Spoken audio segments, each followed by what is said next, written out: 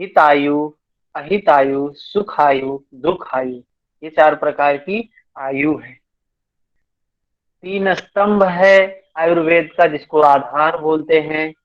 वात, पित्त, कफ, ये आयुर्वेद का आधार है, जिनको 3 स्तंभ बोलते हैं। आयुर्वेद के 3 उप स्तंभ हैं, आहार, निद्रा, भय। ये 3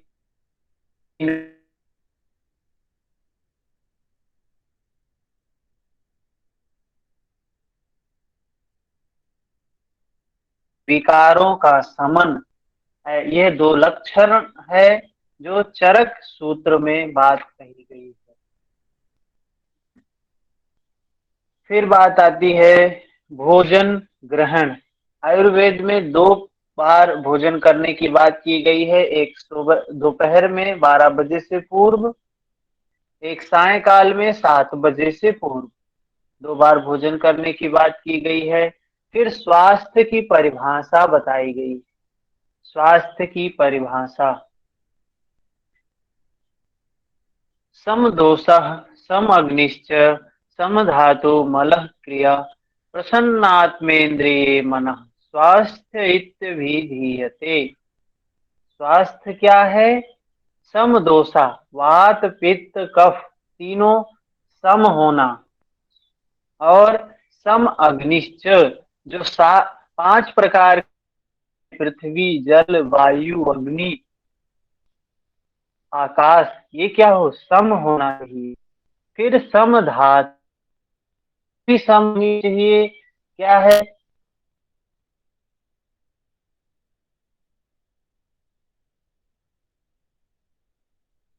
ये भी सम होना चाहिए।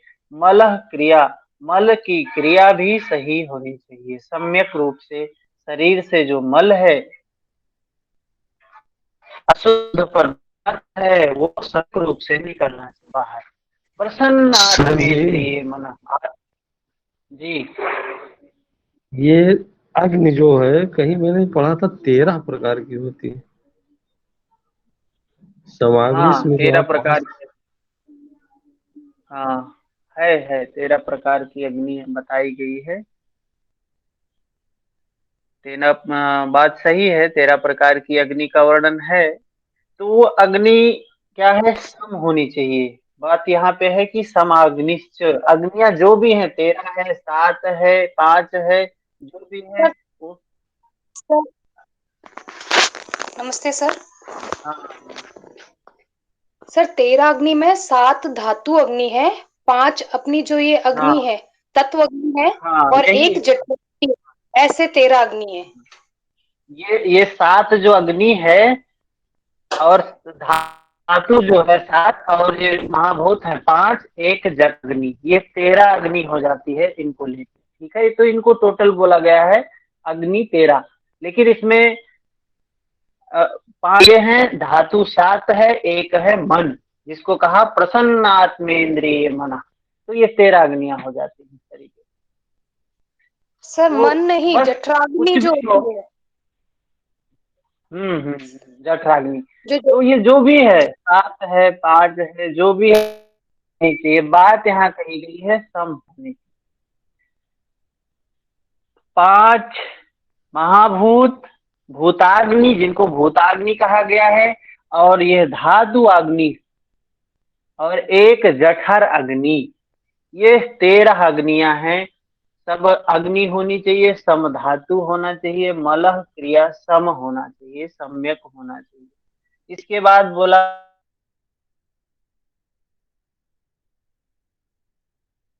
है इसी स्वास्थ्य कहा गया है। परिभाषा सुश्रुत के द्वारा ये परिभाषा बताई गई।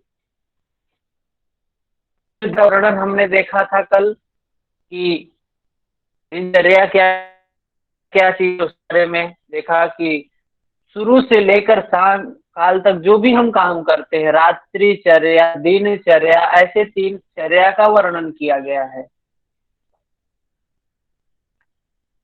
इस 15 पॉइंट हमने लिखे, ये सभी लोग करते हैं। फिर हमारा जो प्रमुख बिंदु था वो था वात पित्त कफ को समझना।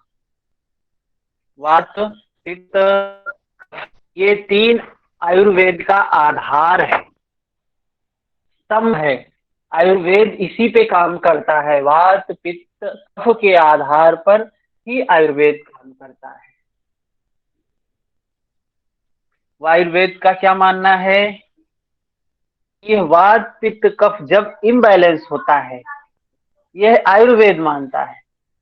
और वही नेचुरोपैथी प्राकृतिक चिकित्सा क्या मानती है कि जब ये तत्व है शरीर के में बैलेंस होता है तो बीमारी होती है। लेकिन आयुर्वेद कहता है वात पित्त कफ में जब असमानता होती है तो बीमारी होती है। वात में हमने देखा था कि दो तत्व हैं महाभूत के, पित्त में दो तत्व हैं, कफ में दो तत्व हैं। वात में कौन सा तत्व है? वायु और आकाश। न वायु को देख सकते हैं न आकाश को देख सकते हैं, दोनों ही हल्के हैं।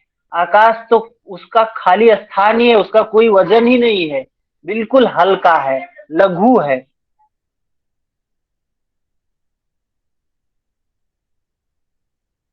जल होता है और कफ में जल और पृथ्वी, यह दो दो चीजों से मिलके वात पित्त कफ बनता है। किसी को पता है कि रेशियो क्या है इनका? शरीर में वात पित्त कफ का रेशियो क्या है? किसी को पता है? सर 40-20 33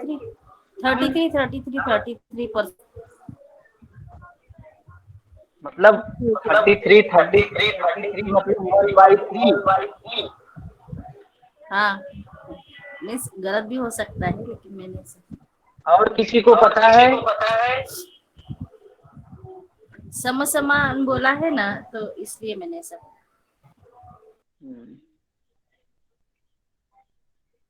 इनका एक रेशियो है, वात पित्त कफ का एक रेशियो। कोई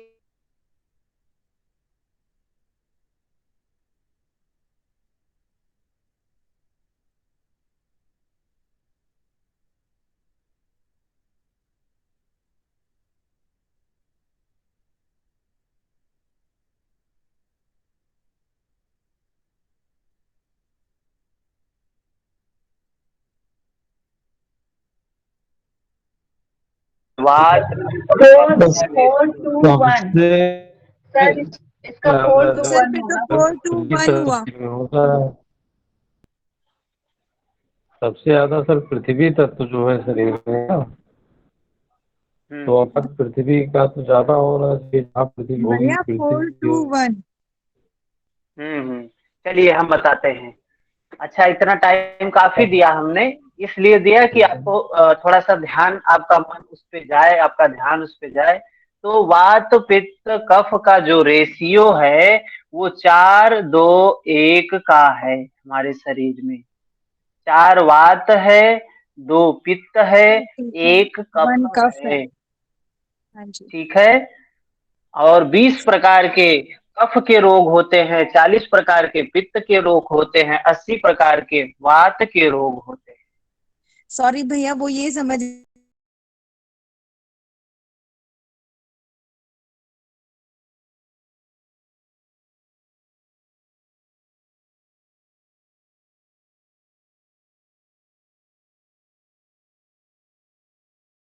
रिपीट 40-20। माइक बिल्कुल हम रिपीट करेंगे, माइक को बंद रखेंगे तो सभी को आवाज स्पष्ट आएगी। तो हमने क्या देखा? वात पित्त कफ का जो रेशियो है वो 4-2-1 का है। 4 वात, 2 पित्त, 1 कफ। सबसे ज्यादा शरीर में वात होता है, फिर पित्त होता है, फिर कफ होता है। भैया कुछ बोलना चाहते तो बोल सकते हैं। हाँ बताइए। जी, नूपुर जी, आप इसको ऐसे भी याद रख सकते हो। 80-40-20 से जब हम काटेंगे तो 4-2-1 ही आएगा। 20 से जब हम कट करते हैं सबको तो समझ में आया? तो ये रेशियो है, मतलब जितना कफ होता है उसका डबल पित्त होता है और पित्त का डबल वात होता है। और वात में दो तत्व हैं, आकाश और वायु। पित्त में अग्नि और जल। कफ में जल और पृथ्वी। ये हमें एकदम याद होना चाहिए। अगर वात का नाम ले तो तुरंत ध्यान में आना चाहिए वायु और आकाश। पित्त का नाम ले तो अग्नि और जल। कफ का नाम ले तो जल और पृथ्वी। क्योंकि यही से प्रश्न हमारे, जो हम एग्जाम में बैठेंगे तो प्रश्न जो सॉल्व करेंगे यही से सॉल्व करेंगे। अब वात जो होता है, वात का स्वभाव क्या है? रूखी होती है वात, हल्की होती है, लघु, चंचल होता है स्वभाव वात का। शीघ्र गमिता, शीघ्र बहने वाला स्वभाव होता है। खरत्व होता है, सूखा होने का स्वभाव। बहुलता होती है, ये वात का गुण है। वहीं कफ का गुण क्या होगा? वात जो है रुक्ष होती है, रूखी होती है, तो कफ कैसा होता है? स्निग्ध होता है। वात लघु होती है, हल्की होती है, तो कफ कैसा होता है? गुरु होता है, भारी होता है। वात में चंचलता होती है तो वायु में स्थिरता होती है, मंदता होती है। ऐसे ही ये गुण है, ये भी पता होना चाहिए। पित्त क्या है? अग्नि तत्व है, तो उष्णता है इसमें, तीक्ष्णता है इसमें। ये गुण है, ये गुण याद होने चाहिए। इसको हमने कल भी देखा था। अभी आगे बढ़ते हैं। आगे का टॉपिक क्या था हमारा? इसके बाद हमने देखा था कि रस, रक्त, मांस, मेद, अस्थि, मज्जा, शुक्र, यह सप्त धातु है। ये 6 चीजें हैं। रस, रक्त, मांस, मेद, अस्थि, मज्जा, शुक्र। इन सातों का हमें सीक्वेंस पता होना चाहिए। इनको सप्त धातु बोला गया है। सर ये कफ वाले में दृढ़ता के बाद एक शब्द लिखा है, वो समझ में नहीं आ रहा क्या है। कफ में दृढ़ता के बाद में एक शब्द लिखा है, दृढ़ता, घनता, घनता, घनता।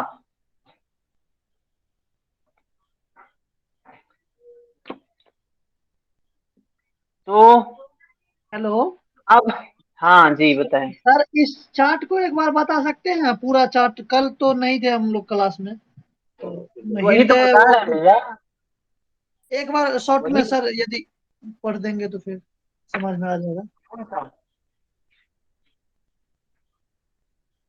कौन सा? अभी आपको समझ में आएगा, परेशान नहीं होगा। पेशेंस से सिर्फ सुनते रहें, समझ में आ जाएगा। ठीक है सर। अभी हमने जो बताया, वात, पित्त, कफ। वात में क्या है? 2 तत्व हैं, आकाश और वायु। पित्त में अग्नि और जल। कफ में पृथ्वी और जल। ये दो दो तत्व याद होने चाहिए अभी के लिए। अब हम रसों की बात कर लेते हैं। 6 प्रकार के रस की बात की गई है। रस, जिसमें 2 प्रकार का भाग डिवाइड किया गया है। एक विदाही रस, प्रश्न आया भी है यूजीसी में, पीछे कई बार पूछा है। विदाही रस कौन से हैं? अविदाही रस कौन से हैं? तो विदाही रस वे हैं जिनमें अग्नि है, दाह वाले हैं। विदाही, दाह कारक रस जो हैं, जिसमें दाह कारक रस कौन होते हैं?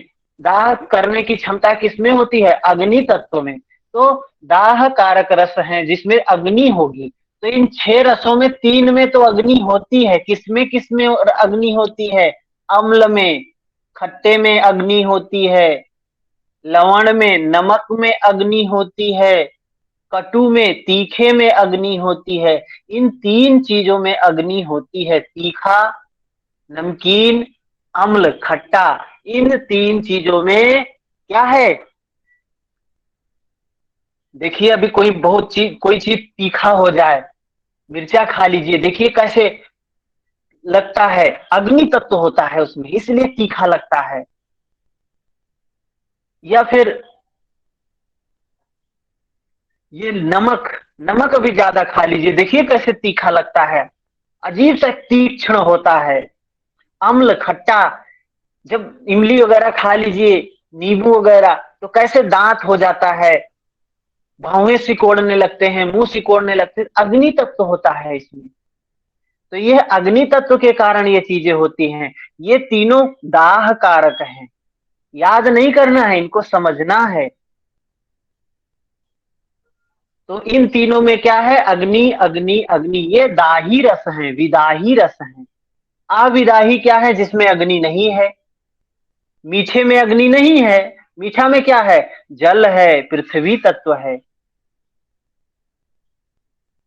और तिक्त में भी अग्नि नहीं है, कसाय में भी अग्नि नहीं है। तिक्त में क्या है, वायु और आकाश है, और कसाय में क्या है, वायु और पृथ्वी है।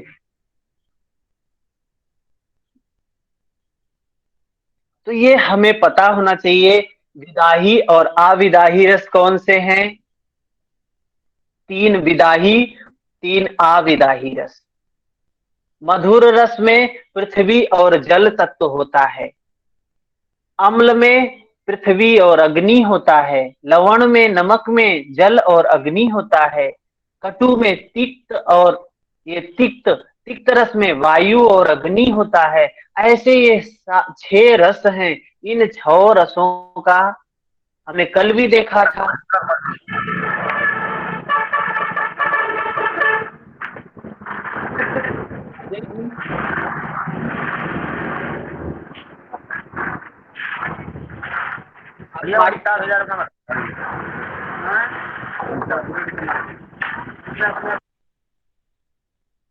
हाँ, तो ये 6 रस जब हमको पता होंगे तो फिर हम आगे का सवाल सॉल्व कर सकते हैं अपने एग्जाम में। अब एग्जाम में कैसे प्रश्न आएगा इसको समझें। अब वात प्रकृति का जो भी है उसमें पहले से क्या है, अभी जैसे कहीं अग्नि लगी हो तो आप अग्नि लगा है तो क्या वहां पे अग्नि को बुझाने के लिए, अग्नि को बुझाने के लिए क्या प्रयोग करेंगे, जल का। जल का प्रयोग करेंगे। मतलब अग्नि का जो विरोधी होगा उस प्रयोग करेंगे। और अगर वायु जल रही है तो फिर किस चीज प्रयोग करते हैं, जो इनका विरोध समान है। अब मान लीजिए किसी का वात ज्यादा है,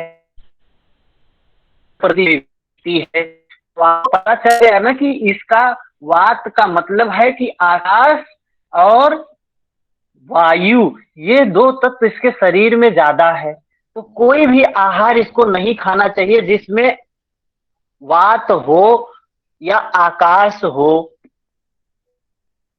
जिसमें वात और आकाश हो उसको ये न खाए, और जो जो इसके विरोधी विपरीत हो, अग्नि तत्व को बढ़िया से खाए, जल तत्व का सामान बढ़िया से खाए, पृथ्वी तत्व का सामान अच्छे से खाए। सिर्फ किस खाना है, वात और वायु और आकाश की जो चीजें हैं उनको नहीं खाना है इस व्यक्ति को। मान लीजिए कोई व्यक्ति अग्नि तत्व किसी के शरीर में ज्यादा है, उसको खाना चाहिए, उसको अग्नि तत्व और जल तत्व की चीजें नहीं खानी चाहिए। और अग्नि और जल के अलावा चाहे वो वायु तत्व की चीज हो खाए, आकाश तत्व की चीज को खाए, पृथ्वी तत्व की चीज को खाए, उसके लिए लाभदायक है। और कोई व्यक्ति मान लीजिए पृथ्वी तत्व वात पित्त का कफ का है, कफ का प्रकृति का व्यक्ति है, तो उसके शरीर में पहले से ही जल और पृथ्वी तत्व ज्यादा है।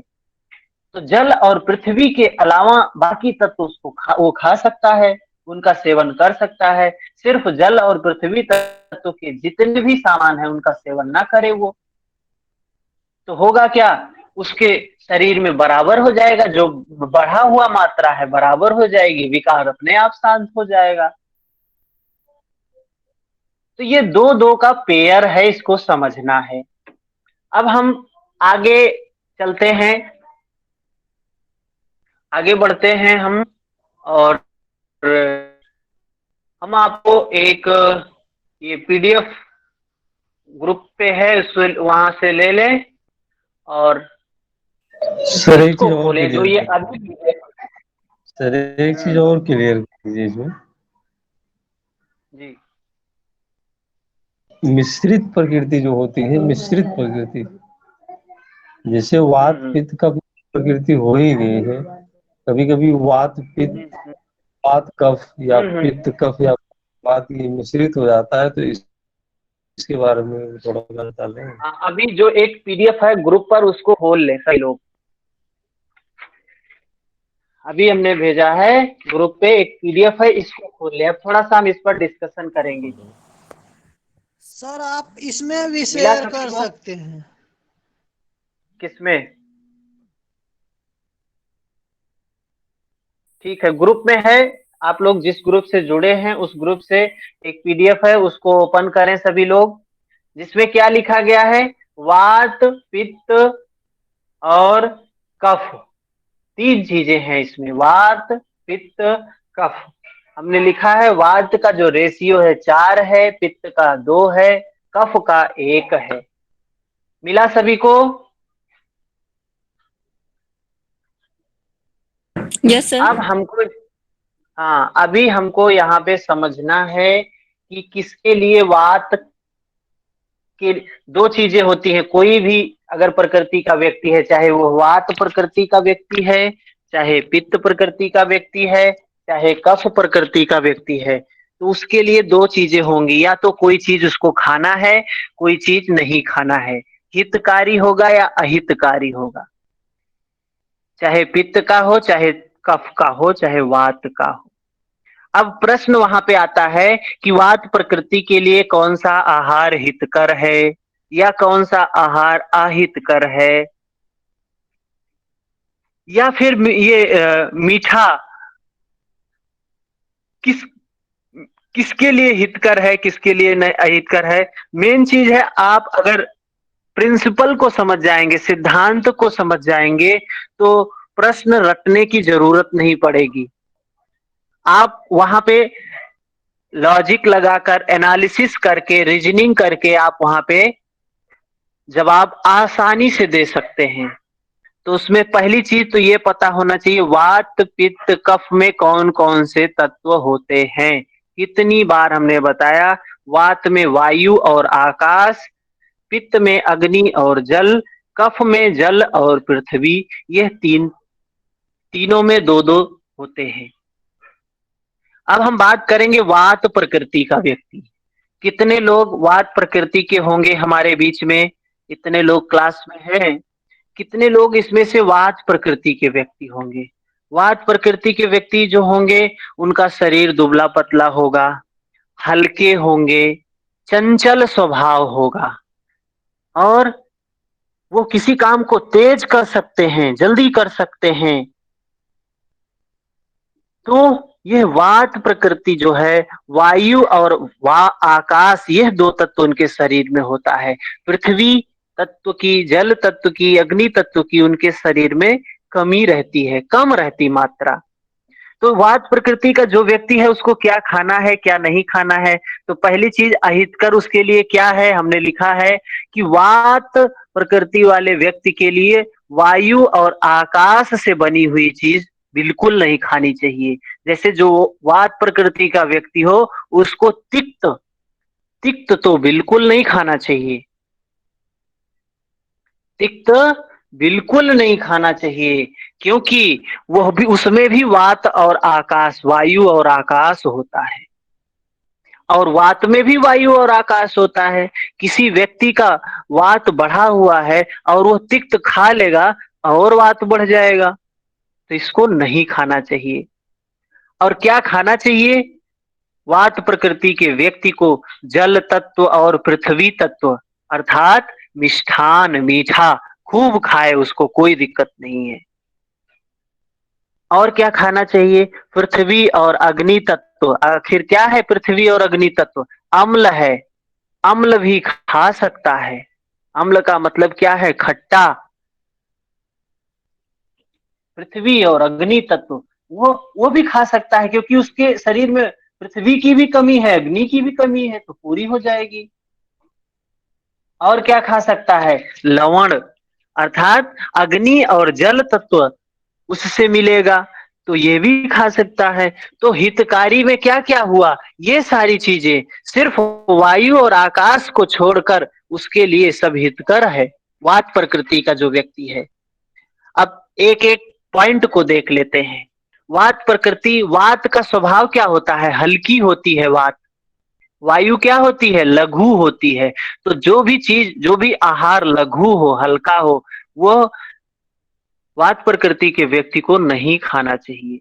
लेकिन जो भारी हो, जो भारी सामान है, उस वात प्रकृति के व्यक्ति को आराम से खा सकता है। गुरु जिसको बोला, मधुर आराम से खाए। वात प्रकृति व्यक्ति के लिए मधुर अच्छा है। क्यों अच्छा है, क्योंकि उसमें जल तत्व है, उसमें पृथ्वी तत्व है, इसलिए वो खा सकता है। लेकिन कड़वा नहीं खा सकता है, कड़वा नहीं खाना चाहिए उसको। क्यों नहीं खाना चाहिए कड़वा, क्योंकि कड़वा खाएगा तो उसमें, उस कड़वे में क्या है, कड़वे में वायु तत्व है, और उसके शरीर में वायु तो है ही, पहले से ही है, तो इससे बचना चाहिए उसको।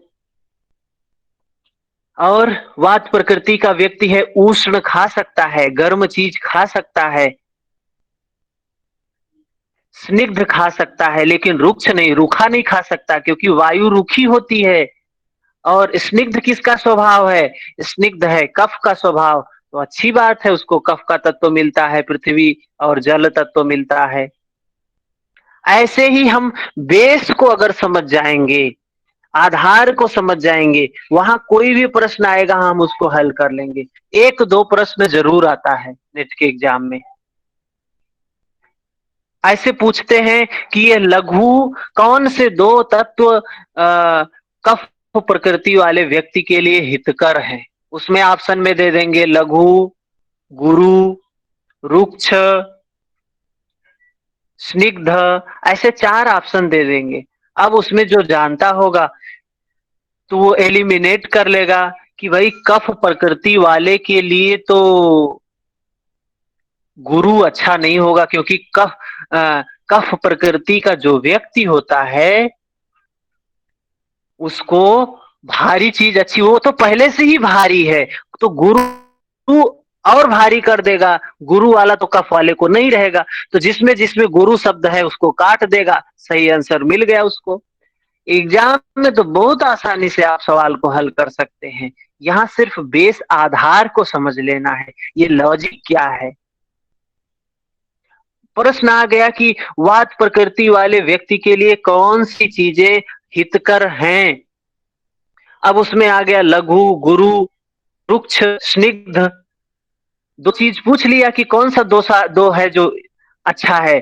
तो वात प्रकृति तो हल्की होती है, वायु हल्की होती है, तो हल्का आहार तो बिल्कुल नहीं उसको खाना है।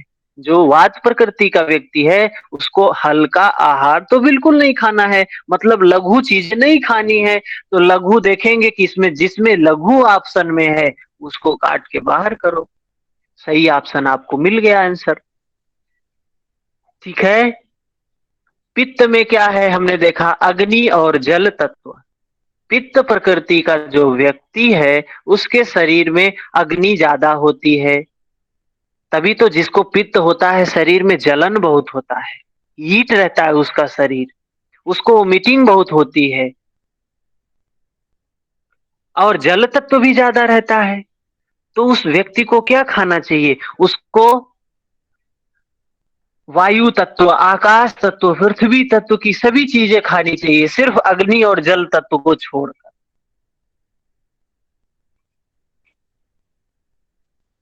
इसके बाद आता है कफ प्रकृति का व्यक्ति। कफ प्रकृति में जल तत्व, पृथ्वी तत्व ज्यादा है।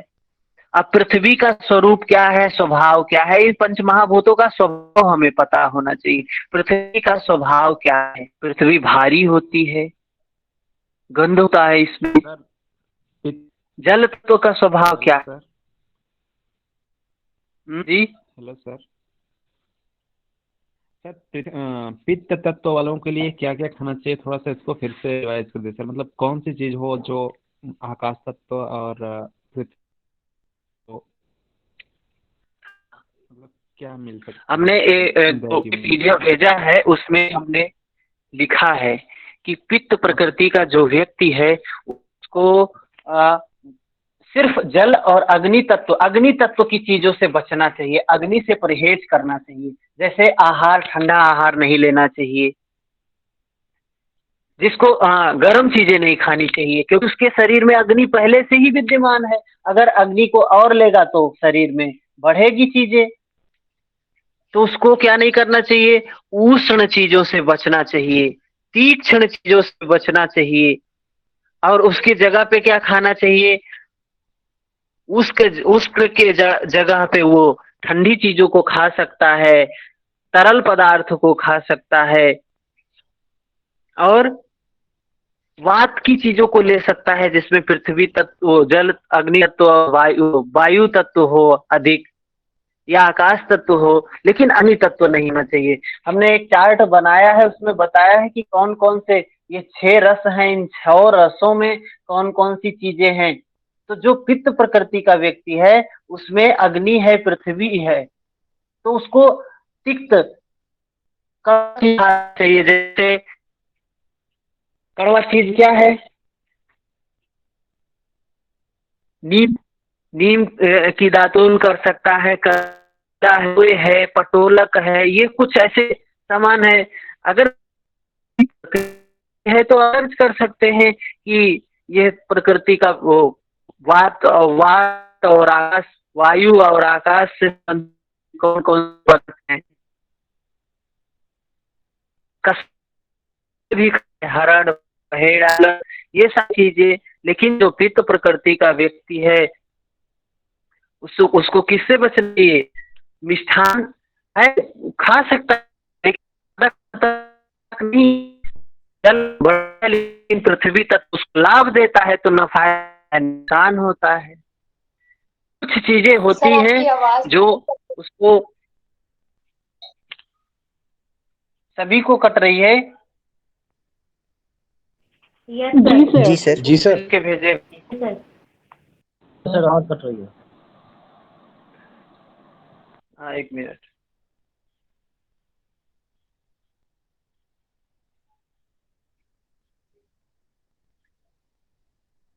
अभी ठीक है?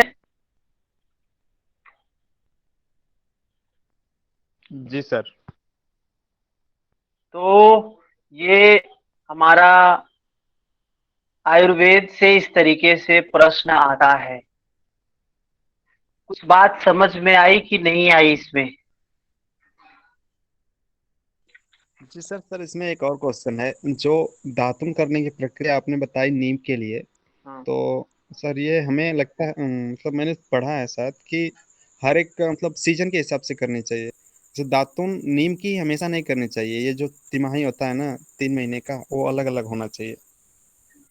देखिए, आयुर्वेद, हम पूरा आयुर्वेद नहीं पढ़ रहे हैं, सिर्फ एग्जाम से रिलेटेड चीजों को पढ़ रहे हैं।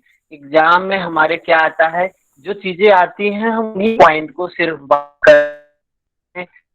ये तो उदाहरण के हम लिए पित्त होता है, आपकी आवाज फिर से कट रही है होता सर। है। सर आवाज बहुत क्लियर नहीं आ रही है आपकी।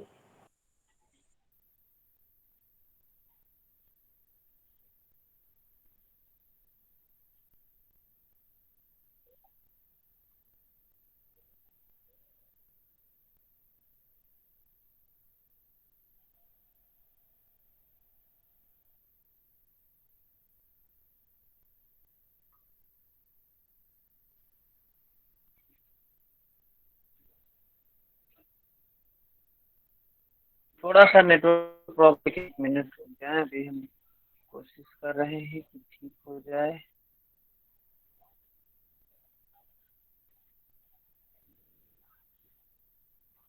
तो समझ में आई? यही से प्रश्न जो हमने यहाँ पे किया टॉपिक, ये सिर्फ हम एग्जाम से रिलेटेड कर रहे हैं, क्योंकि हमारा उद्देश्य आयुर्वेद नहीं है। नहीं, उद्देश्य तो ये योग है, और योग में जो चीजें हैं वो यही हैं। बस इतना ही हमें समझना है, रस के बारे में, आहार के बारे में। तो इसलिए हमने सिर्फ उसको समझाने के लिए नीम का उदाहरण लिया। जी सर।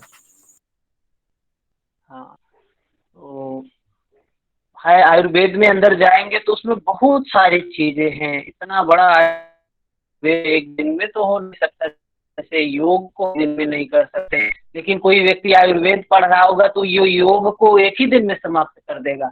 जैसे हमने आयुर्वेद को एक दो दिन में समाप्त किया, वैसे वो व्यक्ति योग को एक दो दिन में समाप्त कर देगा। हर व्यक्ति का अपना अलग अलग पॉइंट होता है पढ़ने का। तो हमारा जो है योग का विषय है, तो इसलिए हमने उन चीजों को नहीं फोकस किया है। हाँ, अभी किसी का प्रश्न हो तो बताएं आगे। इसमें हमारे जो लिए था, बात इतनी समझ में आई सभी को कि कैसे सर भी प्रश्न को सॉल्व करना है। जी सर, आज का आप क्लास तो रहा इधर सर, लेकिन बहुत डिस्टरबेंस है आज क्लास का। एक बार रिक्वेस्ट करेंगे इस क्लास को कल रिपीट कर दिया जाए। एक मिनट में नेटवर्क थोड़ा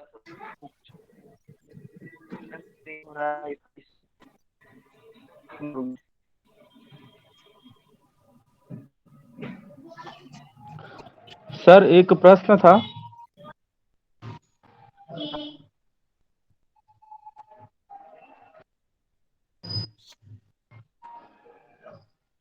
हाँ, बोलो बोलो। हेलो सर, ये पिछले साल आया था क्वेश्चन कि गुरु गुण की प्रधानता वाला आहार किन किन प्रकृति वाले व्यक्तियों के लिए लाभप्रद होता है। हाँ, तो गुरु प्रवृत्ति, गुरु का मतलब क्या होता है? भारी। भारी होता है सर। तो हाँ, तो भारी किसके लिए अच्छा होगा? जिसका भारी है उसका नहीं का प्रकृति होती है। कफ वाले के तेल खतरनाक है, ये वात के सबसे अच्छा होगा। बात के लिए अच्छा है। वात के अच्छा है। जी सर।